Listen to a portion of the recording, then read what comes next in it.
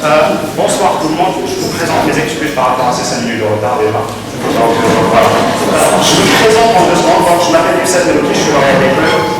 J'ai contacté Mohamed dernièrement pour faire cette présentation à propos de la recherche d'emploi, etc. et de l'entretien, principalement pour 3 raisons.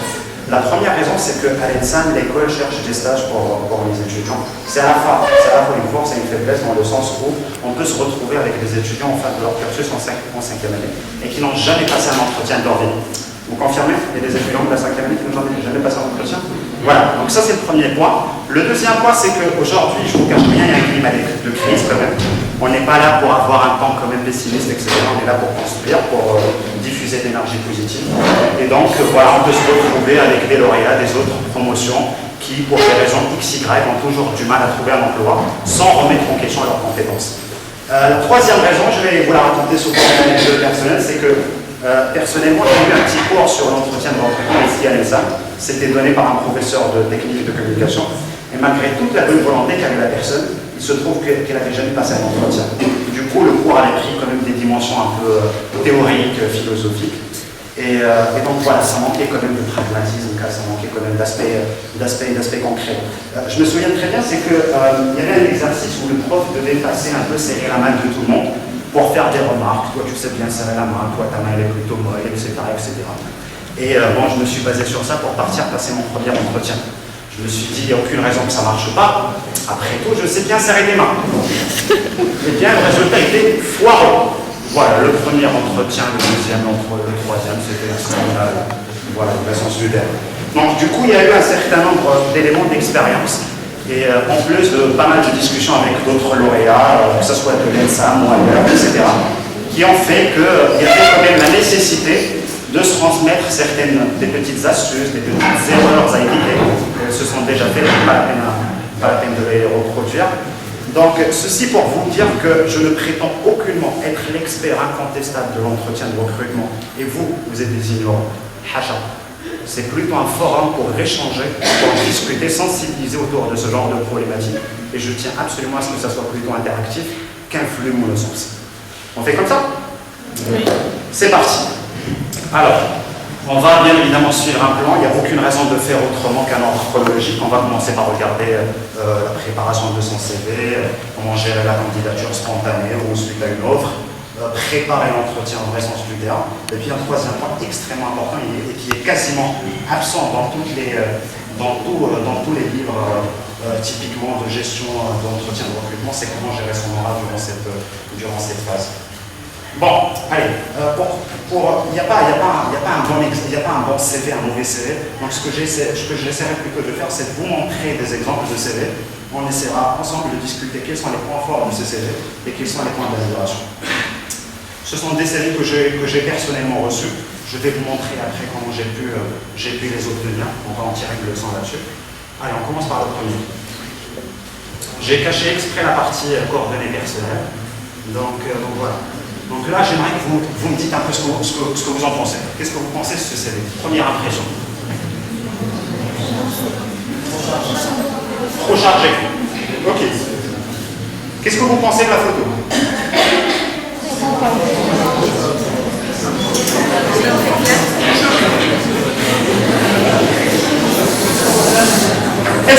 Est-ce que vous êtes capable en un clin d'œil de regarder les expériences professionnelles par lesquelles ce monsieur est passé? Genre les sociétés où il a passé, les stages, etc.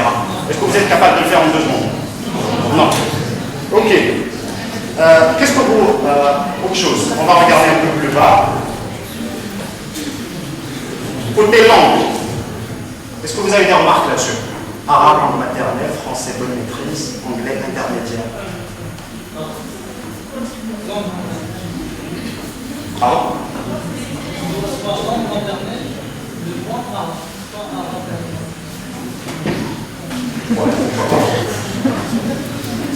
Est-ce que vous êtes capable de situer le niveau de langue en ces 3 langues de ce monsieur? Vous n'avez pas l'impression que c'est un peu flou? Exprès. Autre chose, les loisirs, natation, football, voyage, lecture. C'est pas un peu simpliste par hasard? Est-ce qu'il y a quelqu'un ici qui n'a jamais voyagé? Est-ce qu'il y a quelqu'un qui ne s'est jamais connecté sur Internet? Est-ce qu'il y a des gens ici dans cette salle qui ont Internet dans leur partie loisirs, dans leur CV?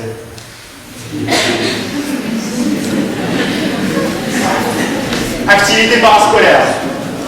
Membre actif du club industriel. Est-ce que c'est pas grave? Tout le monde peut faire ça. On va regarder d'autres exemples et on va comparer. Il n'y a pas que les...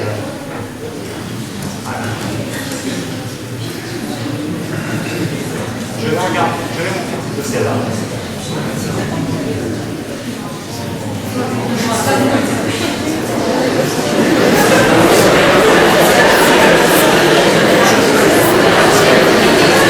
Pourquoi on rigoler? La photo. Alors, vos talents de Photoshop, de PowerPoint, etc., c'est pas le nom. C'est pas le bon support. D'accord?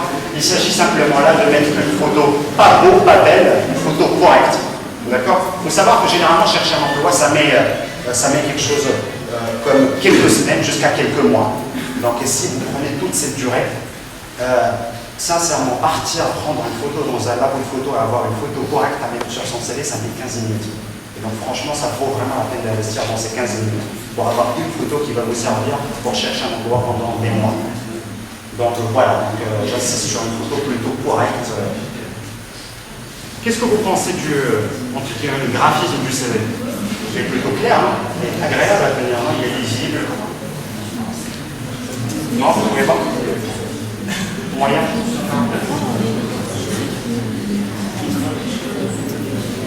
Connaissance générale. Là c'est un point, j'aimerais attirer votre attention là-dessus. C'est qu'il y a pas mal de gens parmi nous en fait, qui mettent les titres des matières qu'ils ont étudiées à l'école, que ce soit à l'ENSA ou ailleurs. Et au fait, là, il y a pas mal de discussions sur ce point. Il y a des gens qui le mettent, il y a des gens qui ne le mettent pas. Personnellement, je ne le mets pas. Mais au fait, je trouve qu'il n'y a pas réellement une valeur ajoutée dans le sens où si on prend plein de personnes de la même promotion, ils ont étudié les mêmes matières. Et donc, au fait, il n'y a pas réellement une valeur ajoutée, un surplus d'un CV par rapport à l'autre concernant ce point spécifique. Mais en toute sincérité, à vous de voir là-dessus. On va regarder un dernier CV.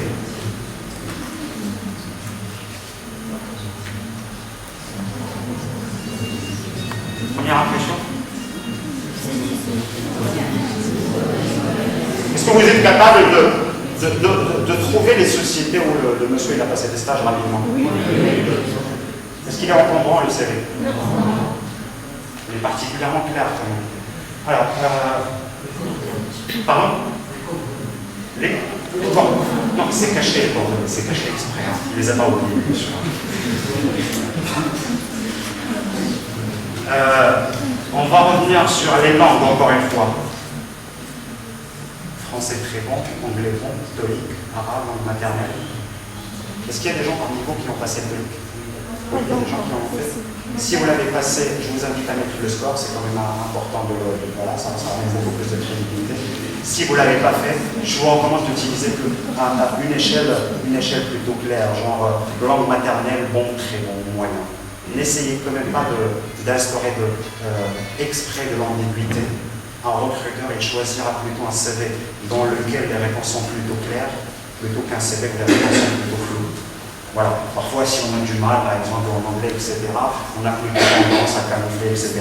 Sachez que ce n'est pas la fin du monde, il y a des postes, typiquement des multinationales françaises ou des PME, etc., où l'anglais n'est pas particulièrement exigé. Donc, ce n'est pas vraiment la fin du monde. Et voilà. Les loisirs. Est-ce que vous avez des remarques sur la catégorie loisirs? Qu'est-ce que vous ressentez quand vous lisez ça? Vous ne ressentez pas que c'est quand même concret, c'est quand même crédible? Il y a des détails. Membre d'une troupe de théâtre, de l'association avec Le Mans, depuis 7 ans. C'est beaucoup plus crédible que quelqu'un qui va mettre simplement théâtre. Donc je vous invite réellement à faire ce genre de choses sur vos CV pour amener vraiment de la clarté. Peinture, encore une fois, pendant 4 ans. Donc au lieu de mettre Internet, voyage, lecture, chose que tout le monde met, essayez plutôt de chercher un peu plus au fond et trouver des choses vraiment concrètes et essayer de les argumenter avec des petits arguments de ce genre. Cette remarque, elle est valable en fait dans tous les CV. On va approfondir un peu plus ce CV, on va remarquer, c'est que Ce monsieur, à l'opposé de plusieurs autres CV, c'est quelqu'un de très concret. Quand vous allez remarquer, quand vous allez lire son CV, vous allez vraiment toucher du doigt la valeur ajoutée de son travail. Alors, on va regarder son stage ingénieur à l'ECP. Développement d'un outil d'aide à la décision, de monitoring des indicateurs, voilà, sans rentrer dans les détails, on a créé quand même quelque chose. Gestion d'un projet d'augmentation de capacité de production, et juste en bas, résultat, augmentation de la capacité de 25% par an. En un clin d'œil, je sais que je suis face à quelqu'un qui fait changer les choses. Son passage sur Terre fait changer quand même des choses. Au lieu que ça soit monitorer, par exemple, des indicateurs de performance des lignes de production, de ce genre de choses. Donc, essayez vraiment de regarder, de tirer, à partir de vos expériences de vos stages, vos expériences professionnelles, etc., essayez quand même de tirer votre impact, ce que vous allez réaliser, ce que vous allez vraiment concrétiser. C'est là où vous allez être jugé, plutôt que de mettre des titres plutôt génériques et incompréhensibles du genre gestion de la production, etc. Ça, c'est une première remarque. Il y a une deuxième remarque qui est très importante aussi, c'est que nous, les ingénieurs, on aime beaucoup tout ce qui est technique. Voilà. Si on sort des CV à partir de ça, on ne va pas retrouver quand même des automates avec des références un peu bizarres, PTLX, 1900, je ne sais pas quoi, etc. etc. C'est quand même des choses à éviter sur un CV. Voilà. Il y a quand même des gens qui ont passé des stages à nos CV, ils mettent sur leur CV, j'ai travaillé sur des royaumes avec un numéro de royaume. Mais qui connaissent pas royaume? 36 000 personnes qui ont passé des stages à l'ECTM ne connaissent pas le droit d'État. Encore quelqu'un qui travaille dans une entreprise, etc. Donc il faut plutôt, on va regarder un peu plus en détail, il faut plutôt utiliser un langage compréhensible par tout le monde. Parce qu'il faut savoir que ces CV tombent d'abord dans un premier lieu contre des marques des ressources humaines. Il ne faut pas les embrouiller s'ils ne comprennent pas les automates, c'est même pas leur métier. Donc voilà. On va résumer un peu tout ça.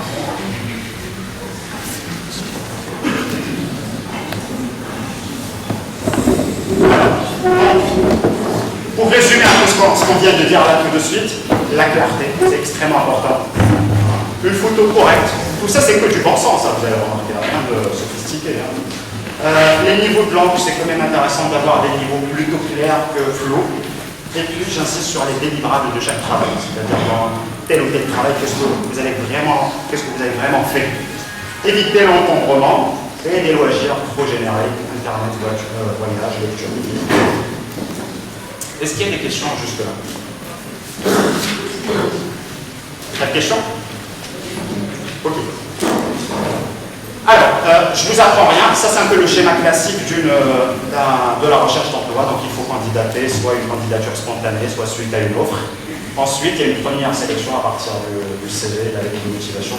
Ensuite, il y a un certain nombre de tests, typiquement l'entretien, des simulations de situation de travail, c'est-à-dire on ramène un certain nombre de candidats, etc. On les met ensemble, ils ne se connaissent pas, et on leur demande de délivrer un travail, on va regarder comment est-ce que vous évoluez dans un cadre où vous n'avez jamais été, et vous êtes account, comme on dit, sur un certain nombre de résultats. Et puis il y a des tests psychotechniques, principalement utilisés par les grosses boîtes. Donc on va se concentrer sur la première partie, sur la candidature. Voilà, donc vous allez être confronté à deux types de candidatures. Une candidature, vous allez trouver des offres d'emploi et vous allez candidater. Là, il y a une question qui se pose assez souvent. Est-ce que j'utilise le même CV pour toutes les candidatures? La réponse est non. Il n'y a aucune raison que ce soit le cas. Si dans une offre d'emploi, je trouve qu'il demande plus de savoir-faire technique, etc., c'est vraiment l'occasion en fait, de mettre en relief tout mon savoir-faire technique. Si on demande plus de savoir-faire communication, savoir-faire commercial, etc., c'est le cas aussi d'adapter mon CV en conséquence. Donc voilà, c'est tout ce que je pourrais dire à propos de cette partie. Une partie à laquelle vous allez souvent être confronté, c'est la candidature spontanée. Parfois, vous n'avez pas vraiment trouvé d'autres emplois pertinents. Sachez que ce n'est pas la fin du monde. Les candidatures spontanées marchent. Tout le monde sait ce que c'est une candidature spontanée? Non. Non. Ok. Une candidature spontanée, c'est vous ne trouvez pas une offre d'emploi, mais vous décidez quand même d'envoyer votre CV à une société au cas où une offre d'emploi se présente dans le futur. Voilà. Vous n'allez pas être contacté le lendemain, ni la semaine d'après, etc. Vous allez éventuellement être contacté après plusieurs semaines ou plusieurs mois. Mais ça marche parfait. Voilà, c'est quelque chose d'intéressant aussi. Là, on va regarder un aspect où l'ENSAM, c'est quand même champion du monde là-dessus. Je vais laisser le pour un moment. Pour les candidatures spontanées, je vous invite réellement à chercher les contacts pour alors envoyer vos CV. On est actuellement, il y a tous les moyens de communication, etc. C'est extrêmement facile aujourd'hui de trouver le bon contact dans telle ou telle entreprise. Il y a des lauréats partout. Voilà, vous allez contacter quelqu'un à travers LinkedIn, il va rapidement vous donner le nom de la personne qui contactait dans telle ou telle entreprise pour envoyer votre CV. Il faut quand même rester spécifique là-dessus. Genre, bonjour monsieur, j'ai eu votre contact auprès de monsieur Y, je suis intéressé par travailler dans votre entreprise qui s'appelle X, etc., etc., au lieu que ça soit vague encore une fois. Parfois, il y a des gens en fait qui n'arrivent tout de même pas à trouver le bon contact dans une entreprise par laquelle ils sont intéressés. Il y a un bon site que je vous recommande de visiter, c'est www.carix.net. C'est une espèce d'annuaire gratuit dans lequel il met toutes les entreprises au Maroc. Donc voilà, vous allez taper le nom de l'entreprise, vous allez trouver son adresse, son nom de téléphone, etc. Il ne faut pas hésiter à les appeler. Bonjour, je suis John Laurier, etc. Je suis intéressé par travailler avec vous. Est-ce que vous avez une offre vacante aujourd'hui? Sinon, est-ce que je peux quand même envoyer une candidature spontanée? Voilà. J'aimerais insister sur le troisième point. C'est relancer, que ce soit pour une candidature spontanée, mais encore plus pour une candidature à une offre que vous avez trouvée. Il faut savoir qu'au Maroc, les entreprises, elles sont ce qu'elles sont en matière de recrutement, mais généralement, c'est pas encore au top. C'est pas encore au top. Et donc, vous allez envoyer votre candidature, vous avez 90% de chances à ce que votre CV ne tombe pas entre les bonnes mains des premiers coups. Donc, je vous invite réellement à prendre un coup de fil, une semaine après, 10 jours après, si vous n'êtes pas rappelé, rappelez-les vous-même pour connaître l'état de votre candidature. Vous allez remarquer que très souvent, le CV ne tombe pas entre les mains de la personne. Vous allez quand même réenvoyer votre CV une deuxième, voire une troisième fois parfois. Dans 90% des cas, votre CV n'est pas évalué sur son contenu. Il n'est même pas regardé en détail. Donc j'insiste vraiment sur ce premier point, sur ce point spécifique, parce que c'est vraiment utile au quotidien. Ça c'est un aspect pour faire en sorte à ce que le CV soit quand même sur le bon bureau. Ça d'une part. D'autre part, il y a un aspect auquel on est confronté quand on est junior, c'est que quand on n'a pas 15 ans, 20 ans d'expérience, etc., on n'a pas quand même un CV, on a des compétences techniques, on a un savoir-faire scientifique, etc. C'est pas négligeable, mais on n'a pas quand même l'expérience de 15 ans, 20 ans qui va peser lourd sur un CV. Donc si on prend un CV, des CV sur une même promotion, il y a de fortes chances à ce qu'il y ait quand même plusieurs CV qui sont similaires. Vous êtes d'accord? De part que c'est la même formation, le même parcours plus ou moins. Donc là, il faut trouver des moyens pour sortir du lot. Vu qu'on n'a pas 15 ans, on n'a pas 20 ans d'expérience. Pour sortir du lot, il y a des techniques, il y a des moyens très simples et efficaces surtout. Quand vous allez envoyer votre CV, il y a les CV qui tombent comme la nuit, les uns avec les autres, etc., etc. Il faut oser avoir le courage de prendre le téléphone et appeler la personne de telle façon à pouvoir se démarquer des autres. Bonjour, je vous ai envoyé mon CV la date X, je suis intéressé par votre entreprise, etc. Est-ce que je pourrais passer un entretien avec vous? Ça démontre votre motivation déjà. Ça démontre, je l'espère, votre capacité à communiquer de manière professionnelle avec des gens que vous ne connaissez pas, etc. Et ça démontre aussi votre capacité à respecter les règles du jeu, dans le sens où vous êtes quand même intéressé par décrocher le poste, mais vous tenez à respecter la procédure. Passer un entretien, vous ne voulez pas juste débarquer comme ça et hop, vous avez votre bureau. Non. Donc voilà, donc tout ça, ça ne peut être que bénéfique. Ça, c'est le premier point. Le deuxième point, c'est que si vous faites ça, vous n'allez plus être considéré comme une pièce jointe attachée à un mail, mais vous allez être considéré comme une personne avec qui j'ai conversé au téléphone. Donc ça fait déjà largement la différence entre votre CV et tous les autres. Donc quand le recruteur décidera d'appeler les gens en entretien, je vous le garantis qu'il prendra votre CV, le relire une deuxième, voire une troisième fois, afin de connaître un peu plus sur votre situation. D'accord? Donc il ne faut surtout pas hésiter à prendre le téléphone et leur casser la tête agréablement, j'espère. Alors, ça, voilà, c'est ce que je vous ai dit tout à l'heure. Le sport national à l'ENSAM, c'est qu'on prend un certain nombre de listes de contacts de toutes les sociétés, voilà, des centaines de contacts, etc. Et on fait un renvoi massif de CV.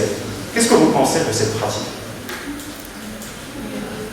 Ça augmente quand même les chances de décrocher un entretien, dans le sens où votre CV est vu par des dizaines de recruteurs. Qu'est-ce que vous en pensez? Pardon? Ça ne peut qu'être bénéfique. Ça ne peut qu'être bénéfique. D'accord? D'autres remarques? Si c'était pas en façon, si c'était pas toute la promotion, donc cette façon, ils vont parler de CV. Ok. D'autres remarques? Des changements.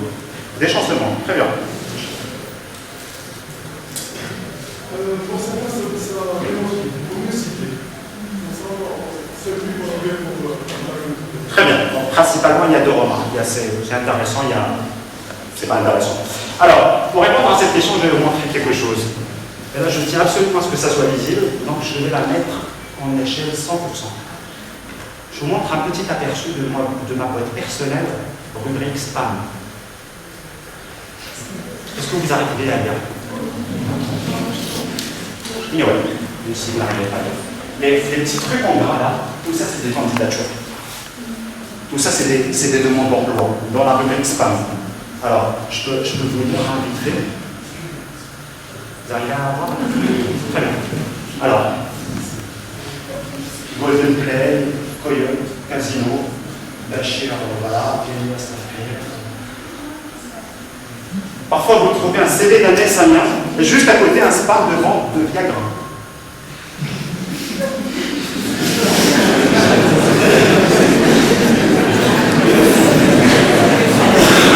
C'est vrai, hein? Regardez les spams des casinos et tout ça. Lorsque vous faites ça, vous êtes automatiquement détecté par les robots des serveurs des mails. Je ne sais même pas comment ça marche. Mais votre CV n'est même pas lu. Votre CV est directement dans les boîtes spam. Donc, please, ça c'est le sport national à l'ENSAM. J'ai fait en sorte parce que les noms des Ensamiens du mieux que je ne apparaissent pas ici, mais voilà. Donc, moi, à chaque fois, on se retrouve avec des CV à côté du diagramme, voilà. Et donc, voilà. Vos CV méritent beaucoup plus que ça, de se retrouver dans des boîtes spam. Donc, please, soyez la promotion qui va arrêter de faire ce genre de choses. Je parle des incanalités. Voilà. C'est extrêmement facile aujourd'hui de trouver le contact d'une personne qui travaille à Vallejo si vous êtes intéressé par Vallejo, à Yazaki si vous êtes intéressé par Yazaki. C'est extrêmement facile aujourd'hui. Donc faites le travail de trouver. Pas parce que vous avez envoyé votre CV à 400 personnes que vous avez 1% de chance. Vous n'avez même pas 1% de chance, vous n'avez rien. C'est un effort qui sert à rien. Vous êtes convaincus? Voilà, spam. Retenez deux choses, spam et diagramme. Alors, maintenant on va passer à la partie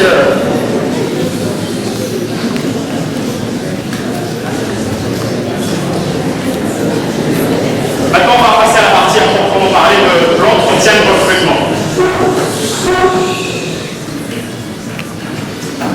Alors, avant de parler de l'entretien de recrutement, on va faire un peu de théorie. Pour vous, c'est quoi un entretien de recrutement? Mademoiselle Baye, définition de l'entretien de recrutement, rapide, en 2 mots.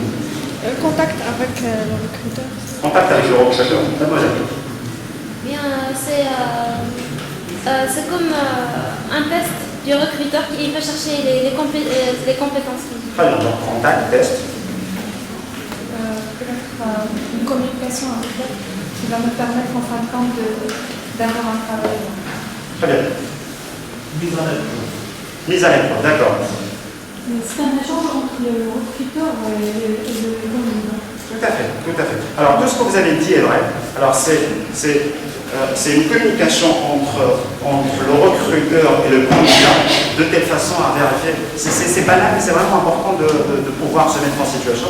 Donc, c'est une communication de pouvoir s'assurer que les conditions de réussite du poste sont satisfaites des deux côtés.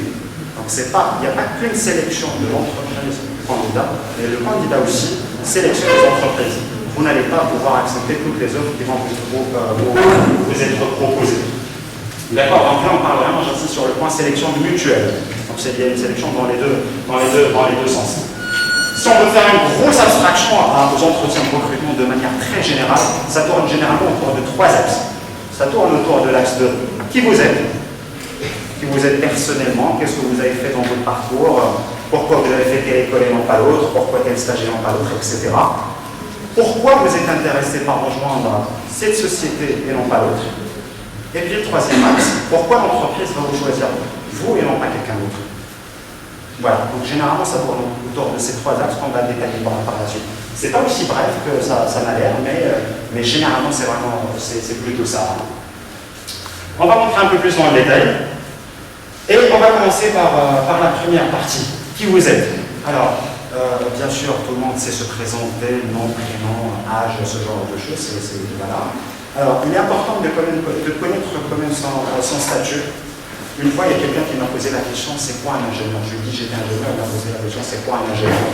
C'est certain qu'il y en a des gens parmi nous qui connaissent, qui savent ce que c'est, d'autres peut-être pas, donc je vous invite quand même à regarder ça. C'est la moindre des choses quand même de savoir ce que c'est un ingénieur. Voilà. D'après vous, pardon? D'après vous, monsieur, c'est quoi un ingénieur? Alors, c'est pas d'après moi, c'est d'après Wikipédia. C'est ce que j'avais fait juste après qu'il m'ait posé cette question. Voilà. Alors. Ah, d'accord.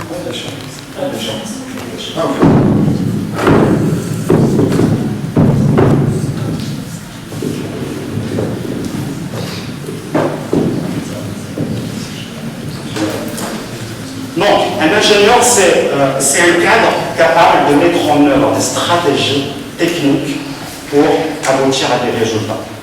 Donc, en gros, voilà, le commercial, il met en œuvre des stratégies plutôt commerciales pour vendre. Ça, c'est plutôt des stratégies techniques pour résoudre des problématiques techniques industrielles. Voilà, ce genre de choses. C'est une phrase, mais ça peut ne pas, on peut ne pas y penser à l'instant T quand on est dans un entretien avec des petits stress, etc. Donc voilà, c'est toujours important de l'avoir en tête. Il y a quelque chose aussi d'extrêmement important, c'est de pouvoir justifier tous les choix qu'on a fait dans notre cursus. Ça montre quand même que vous êtes quelqu'un de pragmatique, quelqu'un qui sait où aller, plutôt il est mené par le vent des océans. Mais voilà, j'ai choisi l'ENSAM pour les raisons A, B, C. J'ai choisi tel stage pour les raisons A, B, C. Même si vous ne l'avez pas réellement choisi, il vous a été affecté par l'école. Essayez quand même de trouver, d'inventer des petites choses, c'est toujours utile. Voilà, donc il faut être capable de justifier le moins en petit choix. Pourquoi sciences maths A et non pas sciences maths B, blablabla. Et puis le dernier point qui est très important, c'est de pouvoir faire son bilan d'expérience. Et c'est quoi le bilan d'expérience? C'est ce qu'on va voir là tout de suite. C'est un modèle, c'est un petit document qui va vous permettre un peu de connaître en détail votre situation jusqu'à aujourd'hui. Concrètement, ça se présente comment? Ça se présente sous forme d'une feuille papier. Vraiment, vous pouvez vraiment faire avec une feuille et un stylo. Et ça se présente de la manière suivante. Il y a un modèle universel connu par tout le monde qui s'appelle le modèle CAR, contexte, action, résultat. C'est quoi l'objectif? L'objectif, c'est un peu pouvoir synthétiser toutes les expériences, stages, activités parascolaires, ce que vous voulez, de manière à ce que ça soit compréhensible par tout le monde. Donc, si je vous parle d'un stage, par exemple, il est toujours intéressant, ça ramène de la valeur ajoutée de parler d'abord du contexte. Voilà, qu'est-ce qu'il y avait comme problématique. Au lieu de dire j'ai travaillé dans la production, il y avait quand même une vingtaine de personnes qui travaillaient dans la production, c'était quelle était vraiment votre valeur ajoutée. Donc spécifier le contexte, la problématique idéalement, et puis l'action, votre action personnelle, qu'est-ce que vous avez fait pour gérer cette problématique, et quel était le résultat de l'action. Maintenant, le résultat, il peut être bon comme il peut ne pas être bon. C'est pas la fin du monde. Il suffit toujours d'être capable de le défendre et de le justifier par des arguments qui tiennent la route.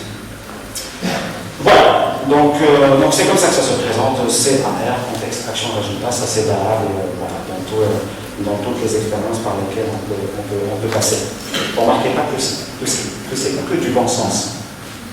Donc il n'y a aucune théorie, il n'y a rien de sophistiqué. C'est juste un petit élément qui nous aide à rassembler tous les éléments nécessaires. Voilà, maintenant il y a d'autres questions qui se posent très souvent, voire toujours. C'est qu'est-ce que vous avez retenu dans telle ou telle expérience. Alors là, j'aimerais attirer votre attention sur un point, c'est que généralement, si je vous dis qu'est-ce que vous avez apprécié dans telle ou telle expérience, qu'est-ce que vous avez retenu, vous remarquerez que je suis déjà dans un aspect relativement positif. Donc même si vous n'êtes pas préparé, même si vous ne donnez pas la meilleure réponse du monde, vous êtes quand même protégé par cet aspect. La question est dans un sens positif. Vous êtes d'accord? On va inverser quand même la question. Si je pose la question, qu'est-ce que vous n'avez pas aimé dans un stage, ceci, cela, etc., il y a de fortes chances à ce que la question se retourne contre vous. Il y a de fortes chances à ce que la réponse soit je faisais des choses que je n'aimais pas.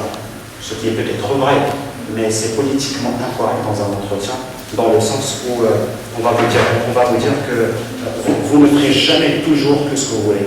Donc, parfois, on est toujours amené à faire des choses qu'on n'aime pas, mais qui sont quand même obligatoires. Voilà.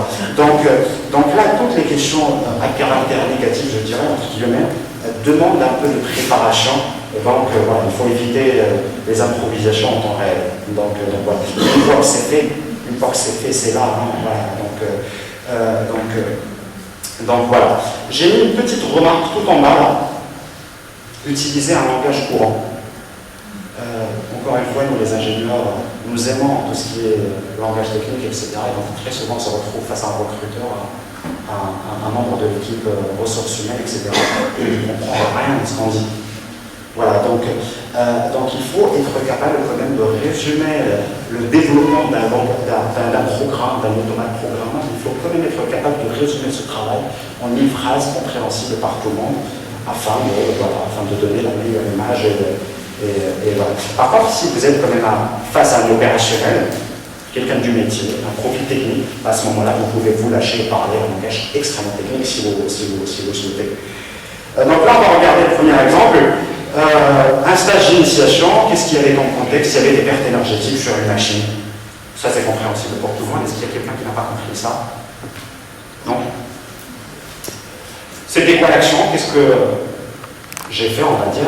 J'ai développé un programme de régulation pour résoudre le problème.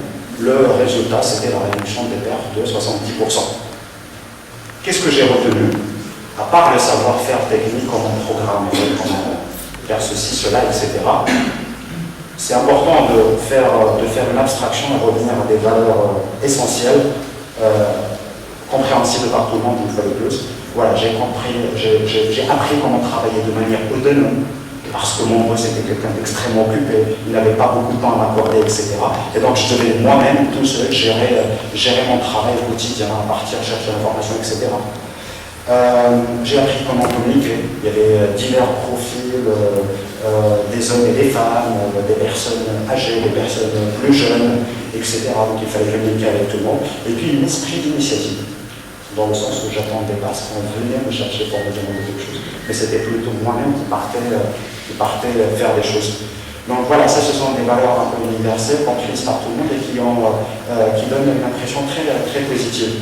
Alors pour parler du point là, l'aspect négatif dont on vient de parler là tout de suite, c'est que si on vous demande par exemple qu'est-ce que vous n'avez pas aimé dans tel ou tel stage, une des réponses possibles c'est que la majorité des machines étaient à l'arrêt, donc j'aurais pu apprendre beaucoup plus de choses si toutes les machines étaient en marche.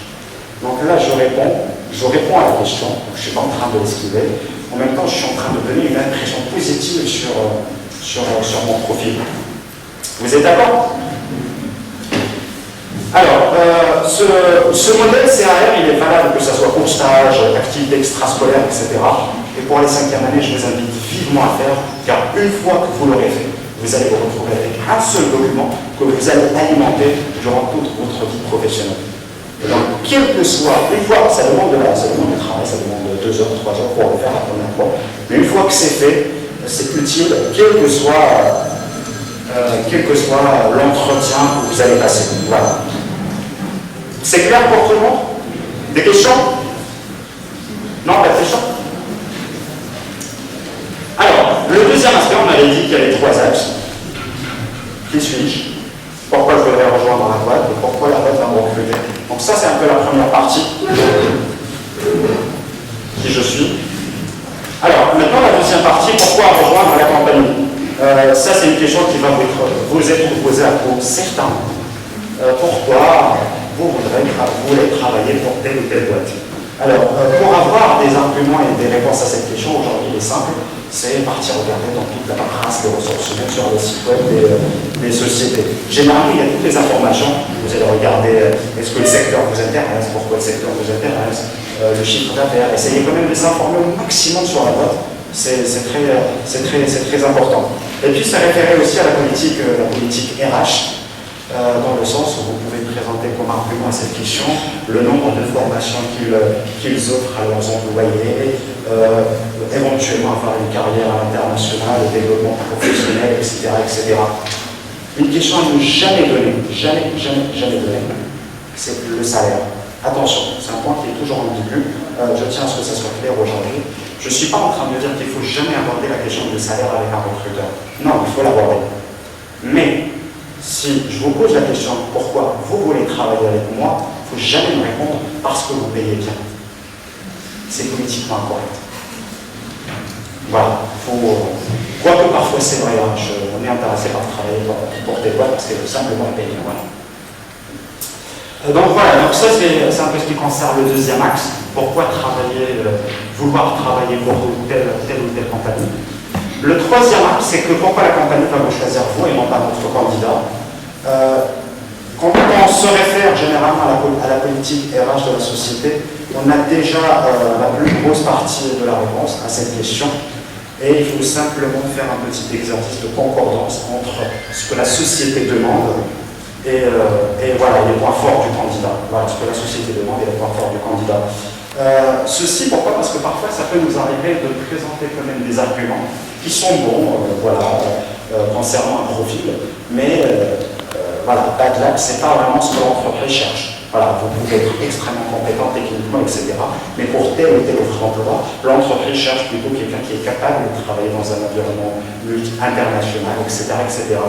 Et il se peut que vous soyez capable de le faire, mais c'est juste que vous avez présenté les mauvais arguments. Donc voilà, donc il faut faire ce petit exercice de compatibilité. Encore une fois, ça se travaille sur le CV, ça se travaille ici lors de la préparation de l'entretien pour trouver des arguments à présenter. Des questions là-dessus? Savoir les exigences. Généralement, c'est très très bonne question.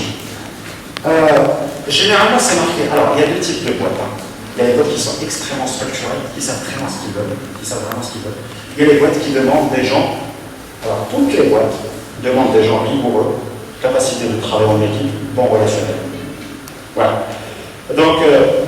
Donc voilà, si on est face aux grosses entreprises structurées, genre Unilever, Shell, ce genre de choses, tout est expliqué dans leur site, dans leur politique RH. On veut des gens qui soient capables de parler anglais parce qu'il y aura des missions à l'étranger.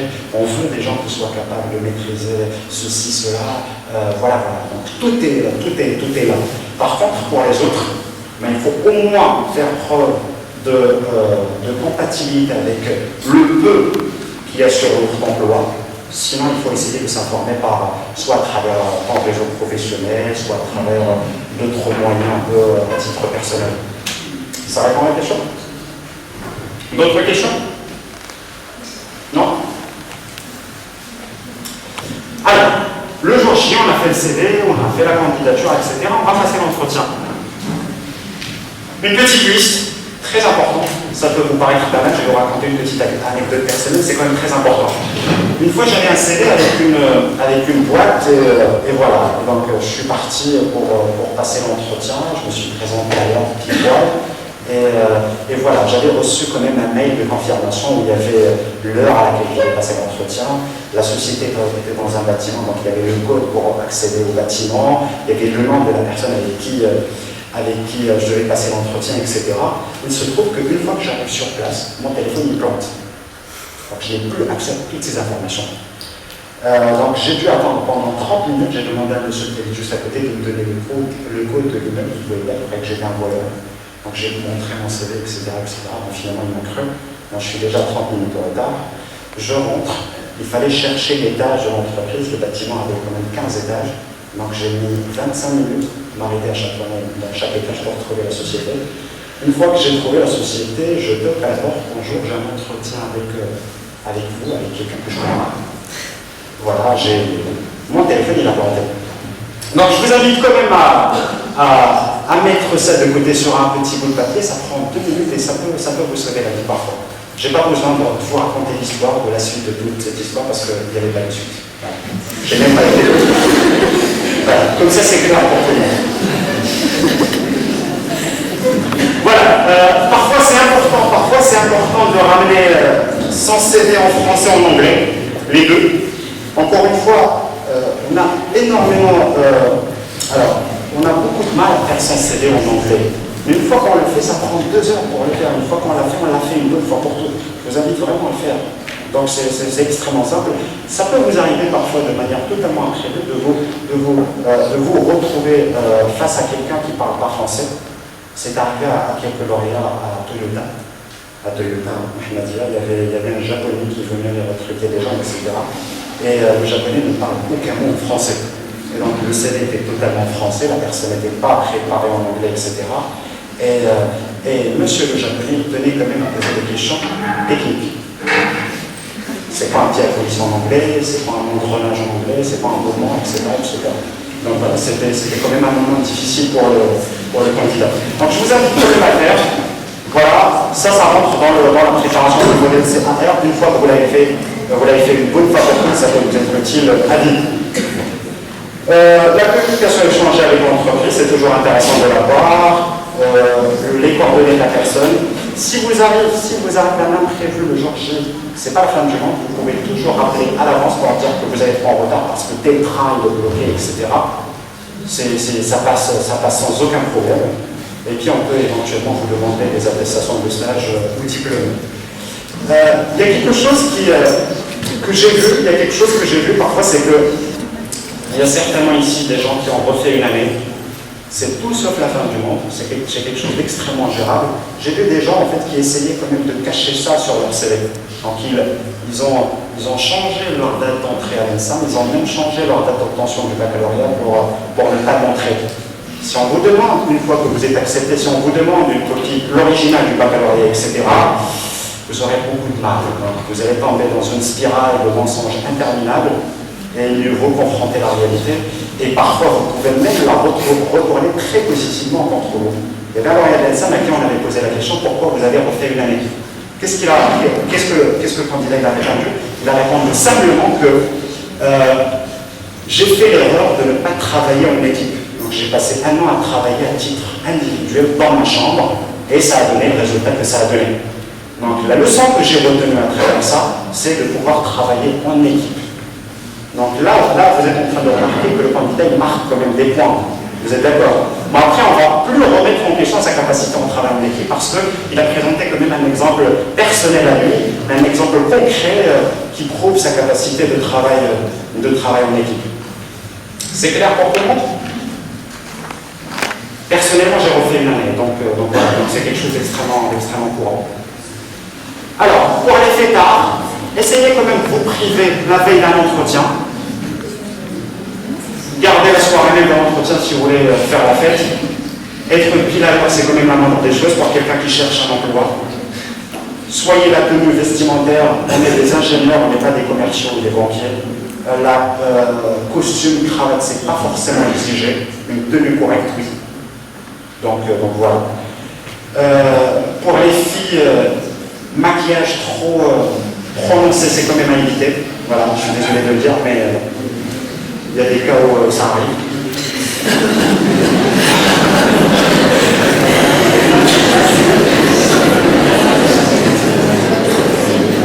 Et encore une fois, quand vous allez passer un entretien, rappelez-vous de l'idée de sélection mutuelle.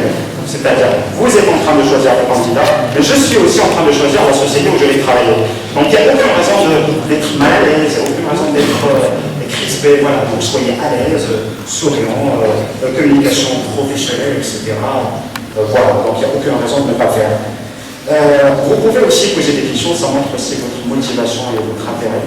Une question à laquelle il ne faut jamais répondre non. Est-ce que vous avez des questions? Voilà, à la fin de l'entretien, on va certainement vous la poser. Est-ce que vous avez des questions? Il ne faut jamais répondre non. Voilà. Vous avez certainement des questions à poser, des petites choses que vous n'avez pas bien comprises, etc.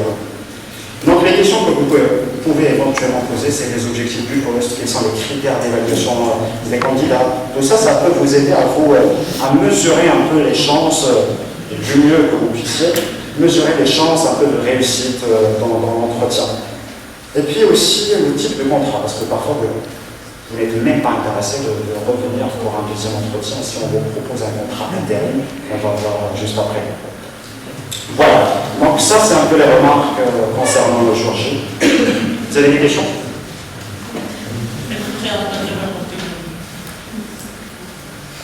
C'est voilà, c'est simplement pour dire, il y a un candidat 25 qui est rentré une fois pour un entretien, on lui a posé simplement la question, il est rentré, juste il s'est installé, voilà, et le recruteur lui a dit, je vous écoute.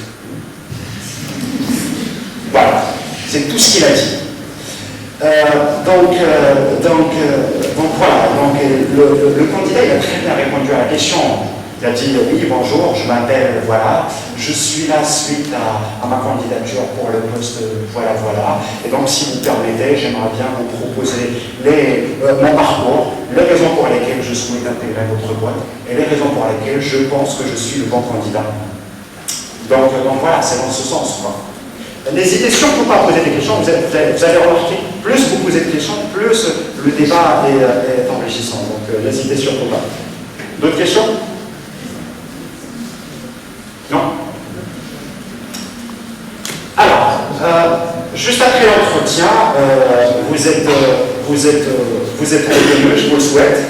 Donc il faut aborder la question du contrat. Alors, le contrat le plus courant pour vous, c'est plus le CDI. Voilà. Le CDD n'est pas forcément méchant à tous les coups. Il y a des candidats parfois qui laissent tomber un CDI pour partir en CDD. Pourquoi? Parce que l'expérience, elle va vraiment peser lourd sur leur CV. Et donc ça va leur permettre voilà, il y a même des candidats, ça se fait plus à l'étranger qu'au Maroc, mais qui laissent tomber parfois un emploi pour faire un stage, parce que voilà, la boîte où la personne va faire le stage, elle est tellement reconnue dans le domaine que voilà, il n'aura aucun mal à trouver un emploi juste après. Donc voilà, mais voilà, je dirais 90% des cas, on est plus sur le CDI que le CDD. Le contrat intérim, je n'ai jamais vu au Maroc pour des ingénieurs. Le contrat intérim, je l'ai vu plus pour des techniciens, mais ça existe ailleurs pour les cadres. C'est quand on est payé à l'heure ou à la journée. Voilà, donc typiquement pour un métier de consultant, pour rester dans la catégorie cadre, donc un consultant qui va venir faire un travail, etc. Et plutôt payé à la journée ou à l'heure. Donc voilà, ça c'est principalement les contrats. Oui. Alors, le contrat à l'APEC, il va moins concerner les ingénieurs. Le contrat à l'APEC, c'est un contrat d'insertion professionnelle où il y a trois organismes, trois entités. Il y a le candidat, il y a la société où il va travailler, et puis il y a l'organisme à l'APEC. Et donc, c'est un contrat où le salaire il est fixé au maximum à quelque chose, je peux me tromper, mais c'est quelque chose aux alentours de 6500 dirhams. Voilà, et c'est un contrat qui peut être renouvelé une fois, si ma mémoire est bonne, au bout de 6 mois. Donc c'est un CDD déjà. Un CDD avec... voilà. C'est plus un contrat pour les techniciens. Il y a plus de techniciens qui travaillent contrat avec que d'ingénieurs. Voilà. Vous serez principalement concernés par les CDD. Une petite remarque. Est-ce qu'il y a des gens qui sont intéressés par des projets de fin d'études pré-embauche?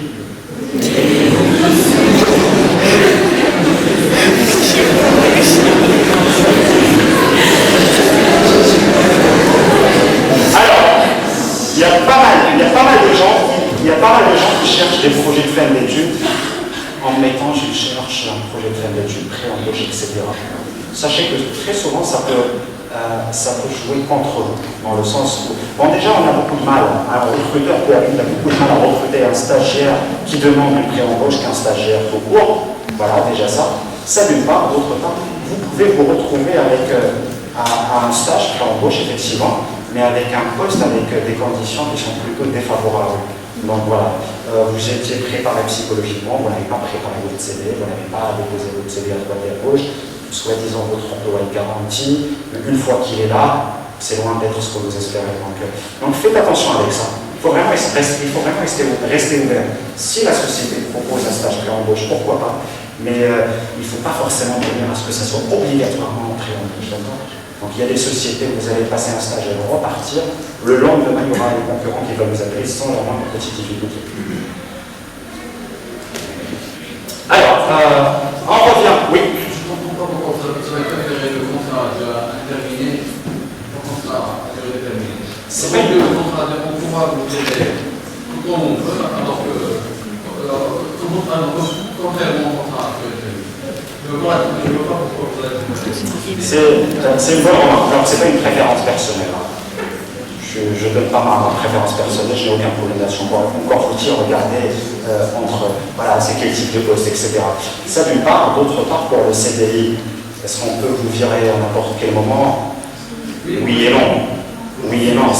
Voilà, il faut justifier, il y a l'inspecteur de travail, il y a sauf si vous avez fait une grosse erreur, oui, mais généralement, voilà, on ne vire pas des gens tous les jours. Ça d'une part, d'autre part, vous n'êtes pas non plus protégé quand vous êtes en CDD.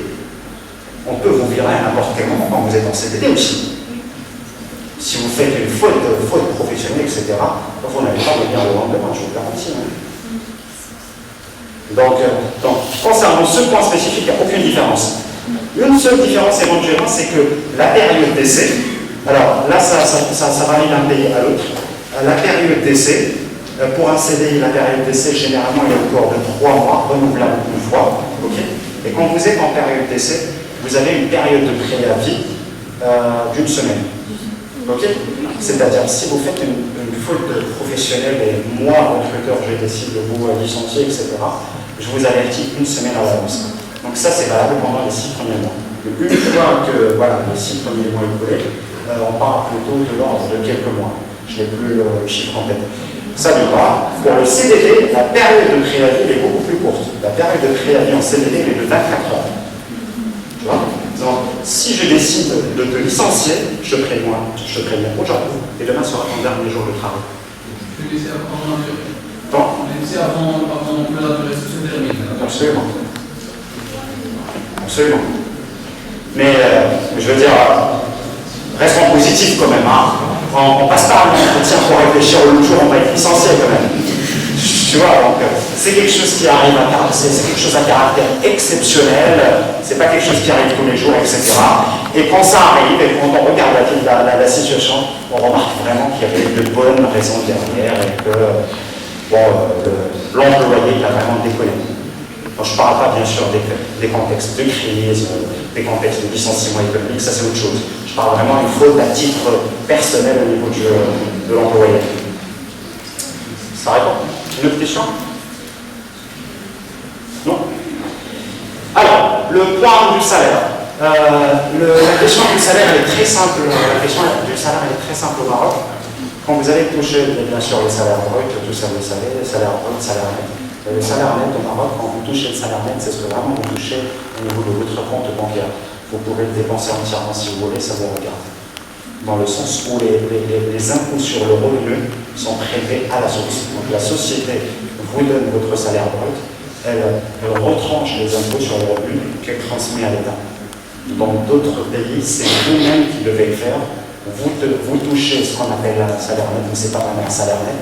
Et c'est à la fin de l'année que vous devez faire votre déclaration et prendre un chèque et le verser à l'État. Donc au Maroc, c'est beaucoup plus simple et tant mieux. Bien évidemment, le salaire net, c'est le salaire brut moins les charges.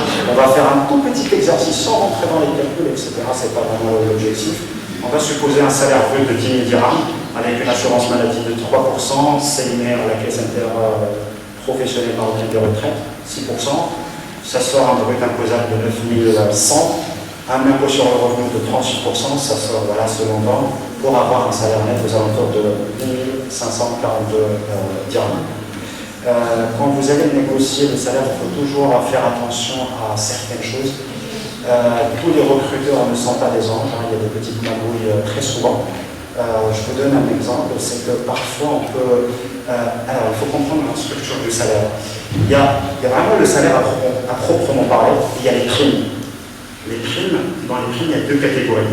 Il y a les primes exonérées d'impôts, les primes sur lesquelles vous ne payez pas l'impôt à l'État. Il y a les primes non exonérées d'impôts. D'accord? Donc, à salaire net égal, Je peux soit avoir un salaire brut très très grand, mais quasiment pas de prime, ou un salaire de base, ou un salaire brut très très petit, mais avec des primes. Vous avez compris l'idée, c'est très très simple. C'est quoi la différence? Si ma mémoire est bonne, en 2008-2009, le gouvernement il a fait baisser l'impôt sur le revenu en 2 années. D'abord de 42% à 40% et de 40% à 38% sur 2 ans. Alors, il y avait 2 types de personnes. Les types de personnes qui touchaient beaucoup de brut, mais quasiment pas de net, ils ont vu leur salaire net augmenter. Parce que l'impôt sur le revenu, il était payé plus sur le brut. Mais il y avait d'autres personnes qui touchaient très peu de brut, avec un net égal, mais vu qu'ils touchaient beaucoup de primes exonérées d'impôts, ont vu leur salaire quasiment très très peu bouger. Donc il faut vraiment connaître la structure du salaire qu'on va toucher. Est-ce que c'est formé en 80% de salaire brut plus des primes, ou plutôt l'inverse? Voilà, et c'est quelque chose qui se négocie aussi. Il ne faut pas avoir honte de négocier ce genre de choses. Des questions sur ce point? Non? Alors, donc voilà, ça c'est un peu ce qui concerne l'entretien de recrutement, préparation, comment passer, etc. Après l'entretien, là c'est quelque chose que personnellement j'avais jamais trouvé ailleurs en matière de préparation d'entretien de recrutement et qui me semble extrêmement importante et par laquelle vous allez quasiment tous passer. C'est comment gérer son moral. Trouver un emploi, c'est pas impossible, je vous le dis tout de suite, hein, mais c'est pas quelque chose qui se fait en 1 heure. Voilà, c'est quelque chose qui demande de l'effort, etc., etc. Vous allez envoyer des dizaines de candidatures. Il peut arriver à ce que 10 jours passent, 20 jours passent, 1 mois, sans aucune réponse, ni d'acceptation, ni de refus, ni même une invitation pour un entretien, etc. Et donc, le procédé, répéter des candidatures jusqu'à ce que je décroche un emploi, ne marche pas du tout. Vous n'êtes pas des machines, vous êtes des humains avec un état d'âme. Vous pouvez avoir confiance en vous, comme vous pouvez être démoralisé, etc. Donc il faut être conscient de cette faiblesse de notre côté, okay, et essayer de la prendre en considération plutôt que de la subir.